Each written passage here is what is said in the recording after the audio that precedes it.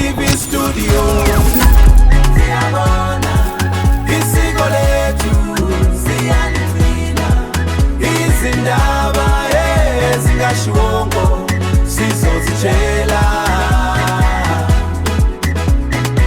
Sanibonani Mzansi, ngiyanibingelela futhi ngiyanamukela khona la ku-Aheko TV kuzo zonke indawo la sifinyelela khona. I'm your host uNothando uNothi wakwaNdlovu, intokazi yomZulu, umpongo kazingelwayo. Abanye bangibiza ngesiphithiphithi, abanye baze bangibize ngaso istudio lasentokazi yomZulu. Qhamuka bamshalazele uFlathela Shiya amagama akhe ngemuva, bangaziyo ke bathi ngunsizwa ziyamlandela. Namhlanje kangihambi ngedwa, ngihamba naye ke nje la udokotela uMhlanga umbukele emakhaya, bangicelile ukuthi ngimphathe sibe naye la ku-Aheko TV. Sizokhuluma ngendaba ejule kakhulu ephatha ukuthwala nomuntu wesifazane. Kodwa ngizocela ukuthi ukwenze mbukele emakhaya ukuthi ugijime uye lapha uyosubscribe ukuze uzokwazi ukuthi uthole wonke ama-video wethu esiwafakayo la ku-Aheko TV. Uphinde futhi ushare, uye lapha on Facebook isikhona ezi-Aheko TV. Ngiphinde ngibe khona nami intokazi yomZulu ezinothando nothi intokazi yomZulu on Facebook.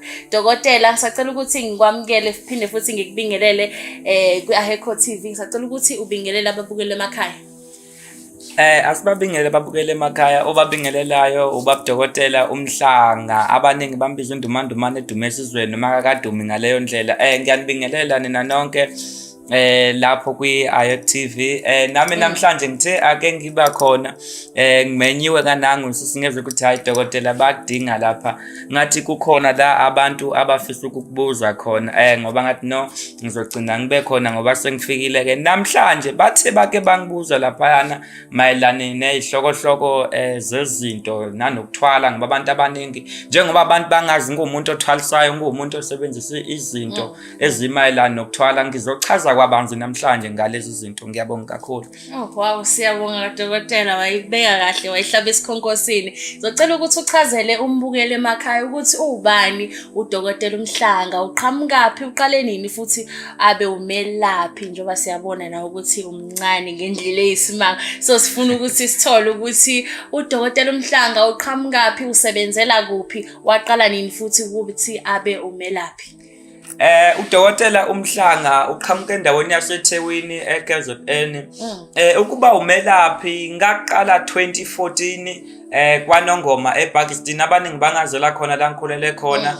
Ngiyindoda ke ethe kucuba kancane ngoba nasolimini ngibuya ngiphazamiseka. Uma wami ongizalayo ke umama odabuka eMtube endaweni yaseMadwaleni.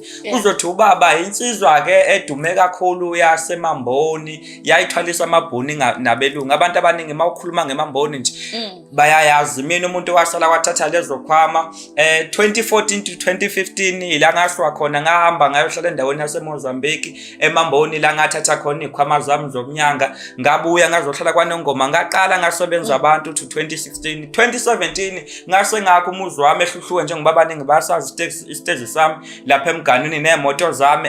Bathi abantu nabo sebangibona ngesimo ngase nginanempilo ngase ngiphile yona, nabantu ngase ngihamba nabo babona ngezimoto nezinto eziningi ngase ngiphatha ngoba ngiyindoda engathi manqala izinto zathi ukuphakama. Ngabuya futhi ngaphakamisa amanye amadoda. Namanje mawufika emzini wami ufica imoto zakwaNokusho nje epakile emagqekeni, nanabantu futhi abahlezi bafika lapha ekhaya engibasizayo. Njengamanje ngoba ngilapha ke ngila eThekwini eQueensmead eMbilo, ngiyasebenzela eThekwini, ngiyasebenzela futhi kwaNongoma, ngiyasebenzela eThekwini ehluhluwe, kodwa ifull time yami ngitholakala la eThekwini eMtuba nakwaNongoma kunamakhemisi naseMbonambi. Okay, dokotela siyabonga kakhulu. Namhlanje mbukele emakhaya sithinta udaba olujule kakhulu. Ngiyazi ukuthi ziningi izitori ezike ziqhamuke nizizwe ngalolu daba esobe sikhuluma ngalo namhlanje. Sikhuluma ngokuthi umbona kanjani umuntu, kuyingozi kangakanani ukuthandana nomuntu othwele umuntu wesifazane. Singakushiyi futhi nokuthi abantu besifazane nabo bayathwala, nabantu besilisa futhi bayaba sengozini ngokuthi bathandane nabantu babe sebudlalweni nabantu abathwele besifazane. Okay dokotela, ngisacela ukuthi sisheshe lento siyicacise, kuyini ukuthwala? Ukuthwala ngasho ukuthi ukukhuphula amandla umuntu, sikhuphula amayinyanga, sikhuphula imimoya, sibnikezwa something. Kodwa mase sikhuluma ngokuthwala ngisuka sengikhuluma ngento engikunikeza yona esayidini oba nama secret oba nawo empilweni yakho. Ukuthwala kuyahlukana, ukuthwala kuba mina engikwenzayo ngisho ukuthi ku5. Kuba khona abantu abancane enginabo ekhaya, kuba khona futhi intokazi emhlophe ehlala emanzini enginayo ekhaya, bese kuba khona futhi nezigubhu ezikhulumayo. Kuphinde kuba khona futhi nezithimela okungeke ngikusho ngogama. Kubuya futhi kube khona nensizwa rent. Zonke lezo zinto ngibiza ukuthi ukuthwala ngoba mangizokwenzela zona kuyakuphoqa ukuthi kumele uyoba nesacrifice ethile ekhaya ozophila nayo ube rich. Kuyingozi kangakanani ukuthola dokotela?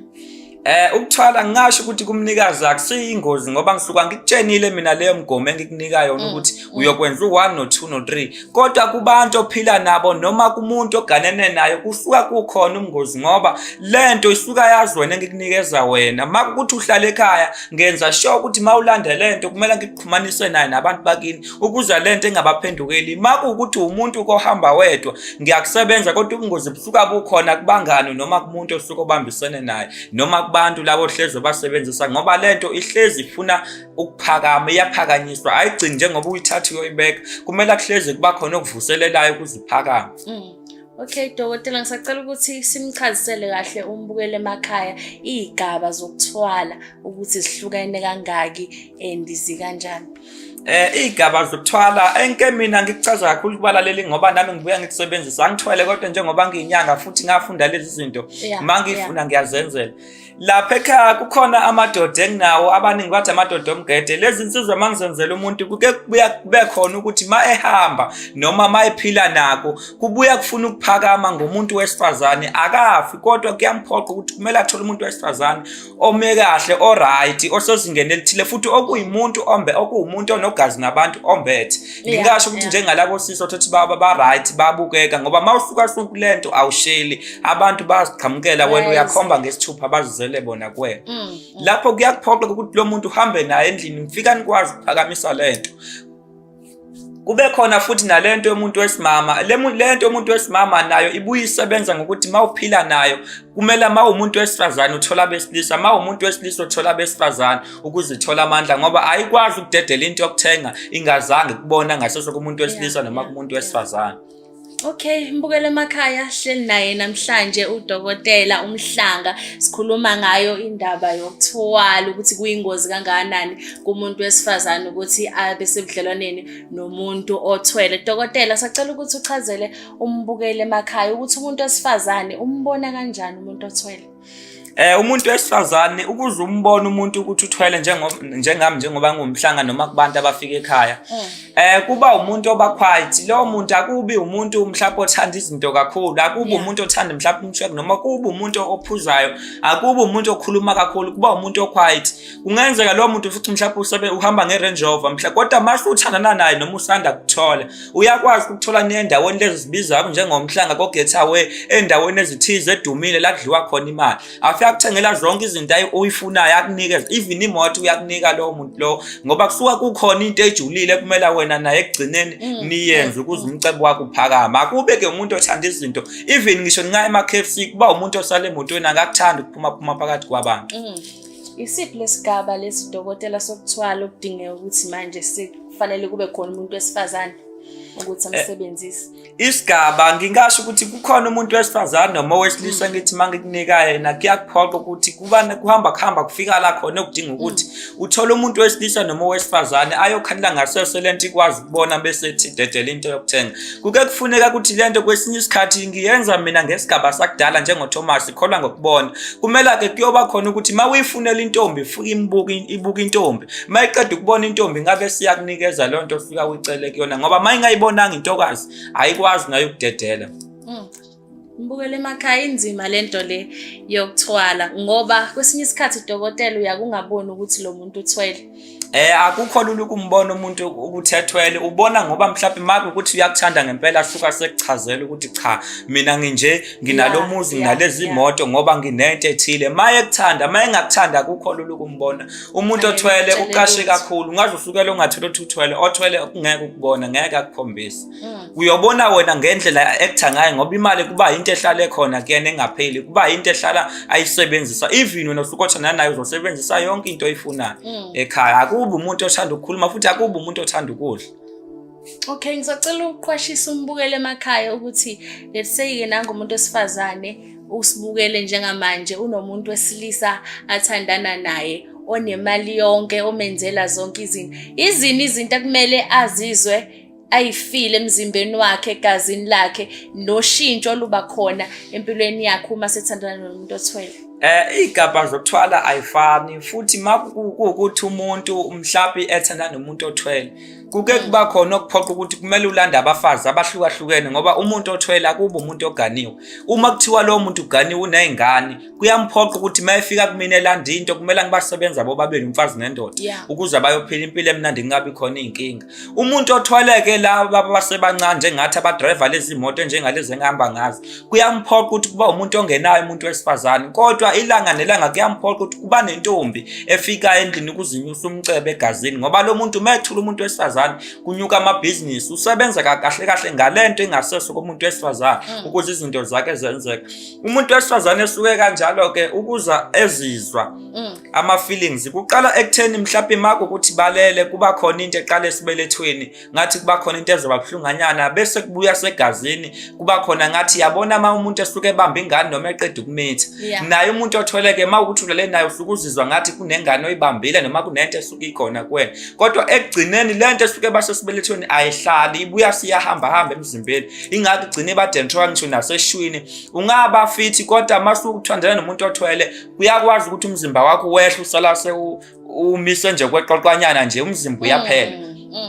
Kuyakuphoqa ukuthi lento uphuthume esikhipha ingathathi isikhathi esithe ngoba igcine kudla emzimbeni ukhuluphala ngaphezulu umbona ngamabele nanamahlombe ukuthi ayakhuluphala. Lo muntu usuka sesisebenzisile inhlanhla yakhe kusuka sekuwumuntu.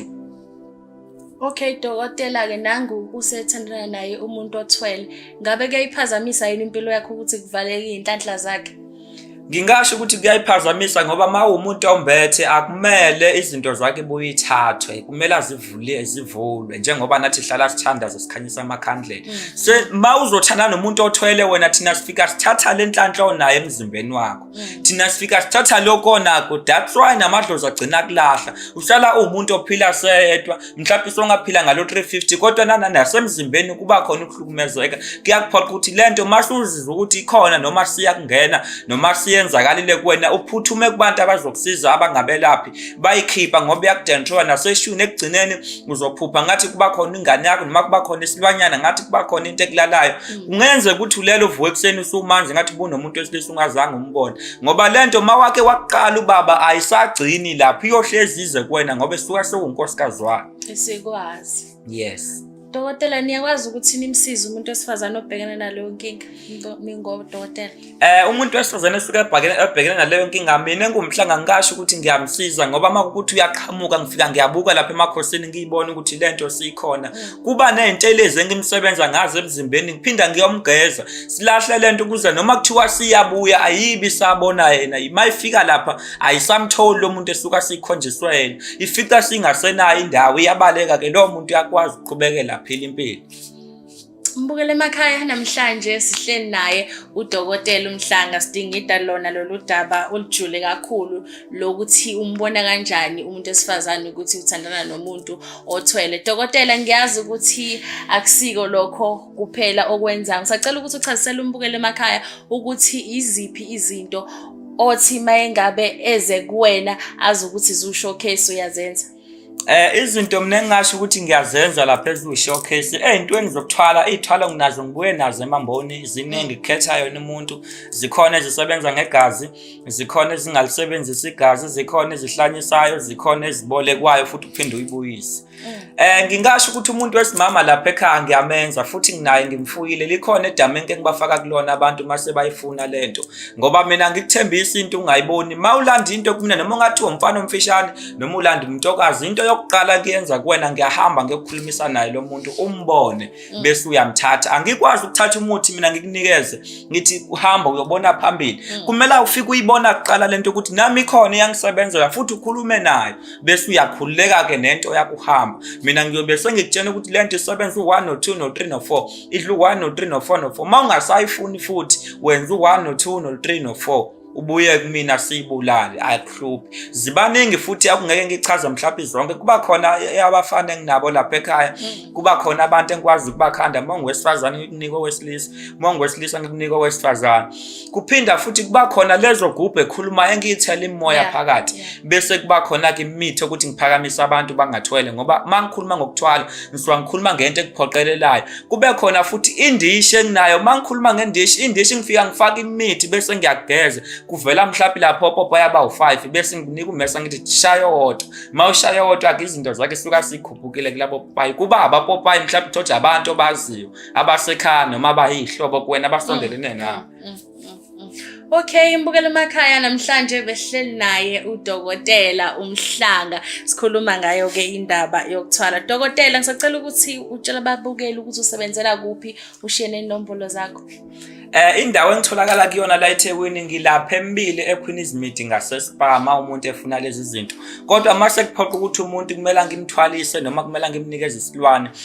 Kuya ngayo umuntu ukuthi yini esuka efuna, ngoba kukhona ezidinga igazi, kukhona ezingalidingi. Kuyangiphoqa ukuthi ngithatha lo muntu ngihamba naye ngiyomsebenzela edamini, ngoba ngeke ngiba nedamu enginalo. Idamu lami lingasendwendo la nginendawo khona, nginendlu nakhona nginesigodlo. Lapho masiya khona suka sesiyojula ngento yokuthakatha lapho ukuthi saki into yomcebo.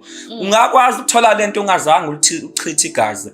Hayi ukuthi zonke zifuna amagazi, okusuka kufuna igazi kusuka kuphoqa, ngoba lapho usuka sujahile. Kuba khona indlela ezinqamlelayo, kuba khona indlela ezihamba kancane. Ngoba mangizokwakhela lento kukhona into shothi mhlawumbe mangikwenzela ngikutshena ukuthi mhlawumbe uzolinda u3 months isebenze. Bese kuba khona umuntu othi mina ngifuna imali even namhlanje. Lapho kuyakuphoqa ukuthi kumele kuba khona isilwane osinqumayo ukuze lento ishesha kuba fast ikulandela umcebo. Ma ungafuni lokho siyakwazi futhi ukwakhela into ozophila nayo engayona icontract engabulala umuntu ekhaya, ephila nje ngemali. Njengami mina njalo ngonyaka makuphela unyaka kuba nemali engangu100,000 engiyilahla emanzini enginawo lapha ekhaya. Yes. Sacela ukuthi ushiye inombolo zakho zocingo. Inamba abangangithola kuyona abafuna ukuthwala noma abafuna ama products noma abafuna ukukhuphula lezinto noma abafuna ukususa izitha zabo noma abafuna ukubuyisela abantu babo laba abashiyanayo ngoba kuba nokulwa, ithi 079 13 99643 iya WhatsApp, iyafoneleka futhi mabangangitholanga kuleke ibakhona futhi enye agent nayo ithi 079 600 9160 on Facebook. uFacebook ke ngoba ngangumfundisi ngagcina sengijoyina kakhulu ngapha nguBishop eSimhlanga. Yes. KuFacebook bangangithola kuona, kodwa ngibuya ngingathanda ukuthi bangicinga kuFacebook ngoba baningi kuFacebook ababudethwa abantu futhi nami angisawudlala uFacebook. Ngithi mangivula uFacebook bafika bawuthatha, ngibona sekungena imessage ekhodi ngapha kumina bese bafaka izithombe zami, badla ngazi imali, baqola abantu, benza zonke lezo zinto. Into engathi showcase umuntu uzongithola kuyona uWhatsApp wami futhi bawu2. Ma ungangitholi kulomunye uzongcinga kulona ogcina ngo643. Ma ungangitholi kulo ngaWhatsApp lonogcina ngo6 uzothola umuntu wesifazane. Makuthi mhlawumbe naye ifoni kwesinye isikhathi esuka iba kumina ngoba neagent ebuye ehambe engabe bikho la esemakhaya. Mbukelo emakhaya namhlanje behleli naye uDokotela uMhlaba. Zikhona ke izinamba zakhe ziyavela la escreenini. Uyathwalisa, ungumelaphi wendabuko. Uyazi la kwiAheco TV ayikho into esiqhakambisalo ngale kokwazi kabanzi ngamasiko ethu. Igama lami nginguNothando uNothiwa kaNdlovu, intokazi yomZulu. Sobonana.